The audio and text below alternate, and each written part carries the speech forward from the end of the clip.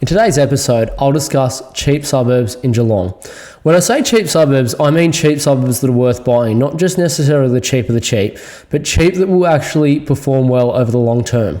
So I'm going to get into a couple topics today. First of all, what drives Geelong's property market? Second of all, the minimum purchase price for Geelong. Third of all, and finally, the cheap suburbs worth buying at under 500k, between 500k and 750k, and above 750k. Let's get into it. What drives Geelong's property market is similar to Melbourne, it's a little bit different. So first of all, again, like everywhere else, demographics, employment and business demand are all very important for the suburb. And it's because the income really does matter for the suburb because that's what pushes property prices up. Gentrification and lifestyle are two other things that are important. There are areas that tend to gentrify quite a bit in Geelong, and they are followed by also quite closely correlated with where the lifestyle in Geelong is going.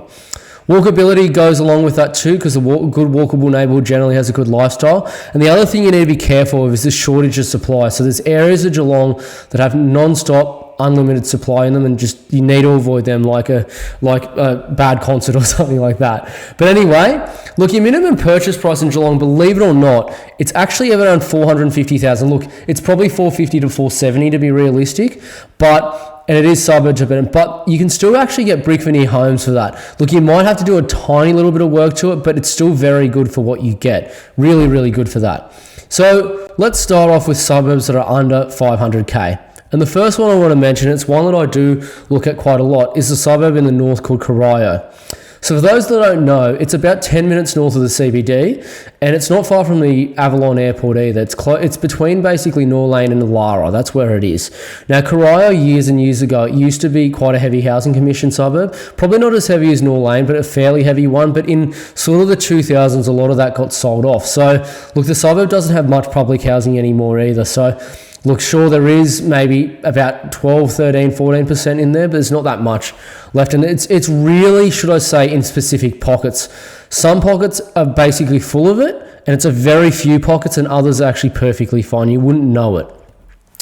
But despite the noise, a lot of pockets are done very well. So this is just literally off domain. So you'll see between 96 and 2023 here, a property's gone from 67k to 555k. It's almost 9xing basically.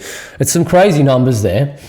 But, you know, people wouldn't think that, but there's genuinely pockets that will continue to do this over the long term. And I mean, if you're picking up something at like 450 to 500,000 that's brick, and you have to do little work and rent it out, I don't know really where you can go wrong. So it's a great deal, to be honest. So just consider Corio if you've got under 500k, especially if it's your first home. Well, that's an absolute max you can do, because it's going to help you longer term.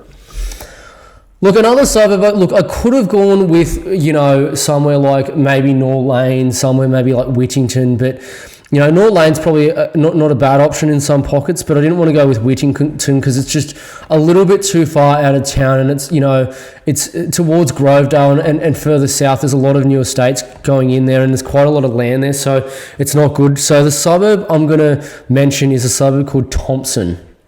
Now, for people that don't know Thompson, it actually neighbours East Geelong. It's in a very, very good location. It's only about like 3 or 4k to the CBD. It's very close, but it does still have a bit of public housing. But again, it's predominantly in one whole area of the suburb. And for people that don't know, do not buy in this suburb because it's a really specific pocket, and you need to avoid that pocket at all costs, okay?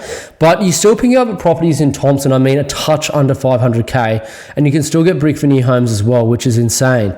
But if you look at the suburb here, this is where it is. So that literally neighbours East Geelong and South of Geelong. Then you got Newcombe just to the obviously sort of southeastern side of it. So it's just incredible. Like, you can walk, I mean, to a lot of the places that you can probably even walk to literally the stadium in Geelong from there, and the Botanic Gardens, which is awesome. A bike ride gets you basically everywhere you need to go anyway. Just be careful where you're buying in the suburb, because again, there are pockets that I would avoid at all costs. So please be careful if you're thinking of buying in Thompson. Please reach out. You must know what you're talking about. Simple as that. Let's get into a really good bracket I kind of like, and that's your 500 to 750k bracket of Geelong. And the first suburb I'll mention is a suburb called North Geelong.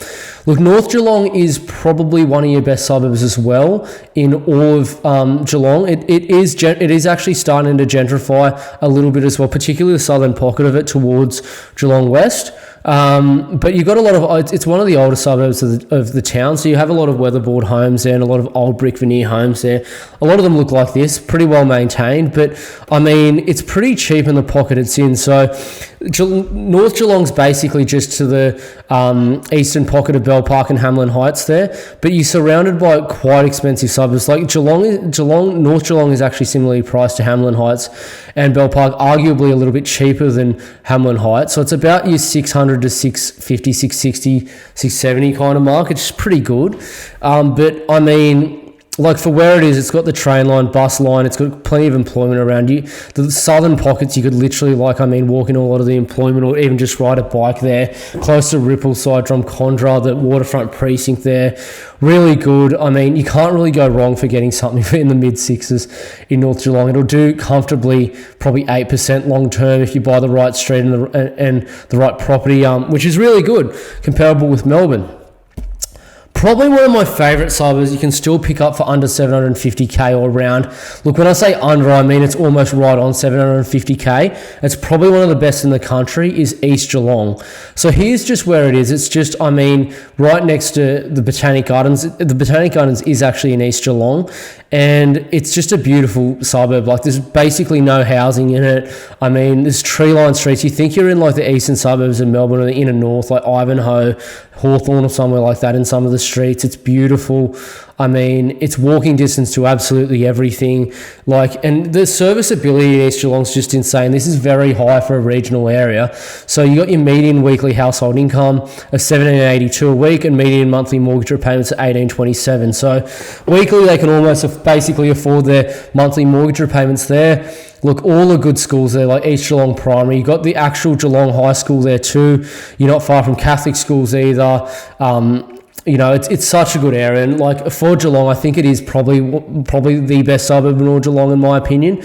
It is my favourite one for sure. So definitely something to consider. Almost exactly on that $750,000 mark, but East Geelong's such a good suburb. So definitely reach out if you don't know what you're doing and consider East Geelong. Let's get into the upper quartile of Geelong, and that's your $750k to $1 million price point. Now, there are some parts of Geelong that are a little bit more expensive, but I don't think they're worth buying because it's just overpriced for the region. And the first suburb I'm going to get into is Geelong West. So Geelong West is actually one of the oldest parts of all of Geelong. So you have, a sort of very villagey lifestyle. You've actually got a few pockets. You've got kind of like a village pocket, kind of an old-fashioned sort of minor cottage pocket. Then you've also got some pockets with some quite large dwellings like the one pictured here. So it's very interesting, but it occupies like such a good location of Geelong. Like some parts of Geelong West are within a couple of 100 metres of the Geelong CBD and the hospital precinct, which is just incredible. And it's such a nice area right next to Newtown as well in South Geelong.